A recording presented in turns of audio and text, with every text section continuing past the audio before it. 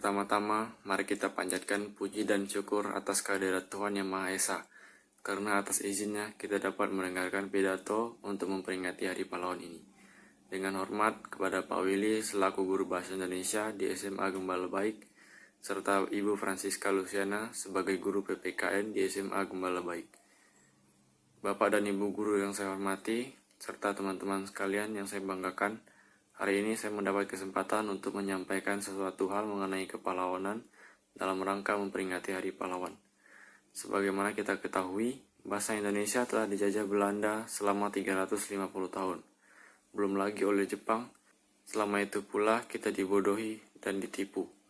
Bangsa kita dijadikan sebagai alat untuk memperbesar kekuasaan dan memupuk kejayaan penjajah. Sedangkan bangsa pribumi hanya dijadikan pembantu di rumahnya sendiri. Sungguh tragis, namun begitu hebatnya pahlawan bangsa ini, sehingga akhirnya kita bisa terbebas dari penjajahan itu. Tentu tidaklah mudah untuk menggapai kemerdekaan.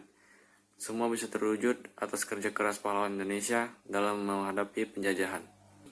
Pahlawan yang dimaksud adalah pahlawan yang berjuang dengan berani melawan penjajahan yang berkuasa saat itu, sampai mempertaruhkan nyawanya. Dengan penjajah demi penjajahan yang kita alami, maka lahirlah pejuang-pejuang dari berbagai daerah di Indonesia. Salah satu contohnya adalah pertempuran di Surabaya tanggal 10 November 1945. Waktu itu Surabaya dalam keadaan kacau balau, suara meriam, jeritan, teriakan wanita, dan tangisan anak-anak terdengar di mana-mana. Keringat dan darah yang bercucuran menandakan tidak ada lagi harapan yang harus diperjuangkan. Namun dengan gagah dan berani dan semangat yang berkobar-kobar, Bung Tomo terus-menerus menggerakkan semangat perjuangan melalui pidatonya. Bung Tomo adalah pejuang bernama asli Sutomo yang lahir di Surabaya tanggal 3 Oktober 1920.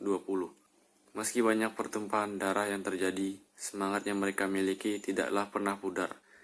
Pahlawan yang gugur itu menjadi kusuma bangsa dan bangsa jasanya.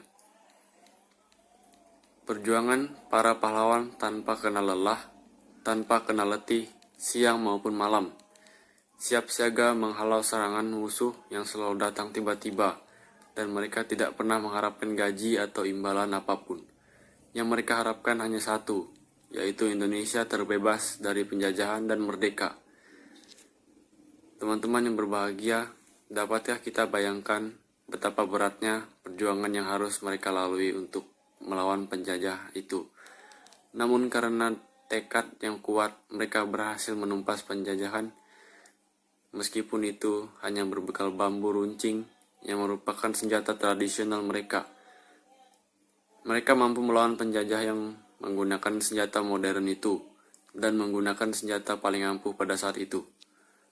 Berbagai siasat dan strategi mereka lakukan demi melumpuhkan penjajahan. Dan seperti kita ketahui, mereka berhasil menumpas penjajahan dari negeri yang tercinta ini. Jika kita berada di zaman dahulu, beranikah kita seperti mereka? Tentu demi bangsa dan tanah air, kita harus berani ikut berjuang. Berkat pahlawan perjuangan itu,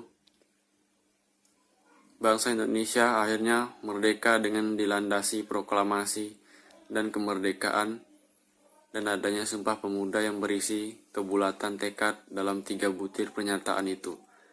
Pada butir pertama berupa pengakuan bahwa ribuan pulau yang berjajar dari Sabang sampai Merauke merupakan satu kesatuan yang diberi nama tanah air Indonesia. Butir kedua merupakan pengakuan dari manusia yang mendiami ribuan pulau itu, merupakan satu kesatuan yang bernama bangsa Indonesia. Butir ketiga menyatakan menjunjung tinggi bahasa persatuan yang diberi nama bahasa Indonesia. Maka atas dasar semua itu, pada tanggal 10 November ditetapkan sebagai Hari Pahlawan setiap tahunnya.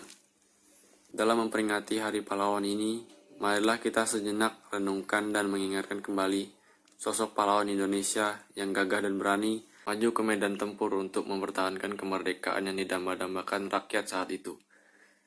Seperti saya katakan tadi, pahlawan tidak hanya rela meninggalkan keluarga, harta, tenaga, serta pikiran, tetapi juga mempertaruhkan nyawanya. Teman-teman yang berbahagia, kita seharusnya bersyukur dan berterima kasih kepada pahlawan Indonesia. Seperti kata Presiden Soekarno dalam pidatonya, yaitu bangsa yang besar adalah bangsa yang menghormati pahlawannya. Apa jadinya jika Indonesia sampai saat ini masih terus dijajah? Kita tidak bisa hidup bebas tanpa adanya pengorbanan pejuang-pejuang terdahulu. Kita selaku rakyat yang baik, maka kita teruskan perjuangan pahlawan terdahulu. Jangan sampai perjuangan yang mengorbankan nyawa menjadi sia-sia saja. Karena ini negara kita, maka kita wajib menjaga serta melestarikannya.